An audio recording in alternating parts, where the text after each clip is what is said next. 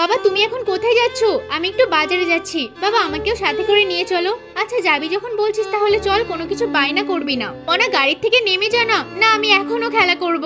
এই গাড়িটা কত বড়। এই ছোট লোকের বাচ্চা আমার গাড়িতে কেন হাত দিচ্ছিস? গরিব ভিখারি কোথাকার, এটা কি তোর বাপের গাড়ি নাকি? ম্যাডাম সরি বাবু, হাত দিস না, দাগ পড়ে যাবে তো। এর পরে যেন না দেখি আমার গাড়িতে হাত দিতে। এই মনা দেখ এই খাবারটা নিয়ে এসেছি তোর জন্য, তুই একটা খা আর আমি একটা খাই। খাবারটা দেখে আমার লোভ লেগে যাচ্ছে। বাবু বাজারে চল, এদিক ওদিক তাকাস না। বাবা তুমি তো কিছুই কিনলে না, আবার খাবার নিয়ে আসলে, দাও আমি একটু খাই।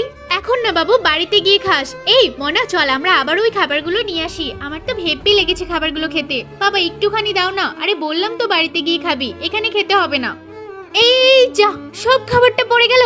এই দেখে চলতে পারিস না নাকি? হুট করে আমার গাড়ির সামনে চলে আসলি। দিদি আপনিই তো আমাকে ধাক্কা মারলেন, খাবারটাও তো পড়ে গেল। খাবার পড়ে গেছে তাতে আমার কি? বাবা আমি কি এই খাবারটা খেতে পারবো না? চল বাবু, এই খাবারটা হয়তো আমাদের কপালে নেই।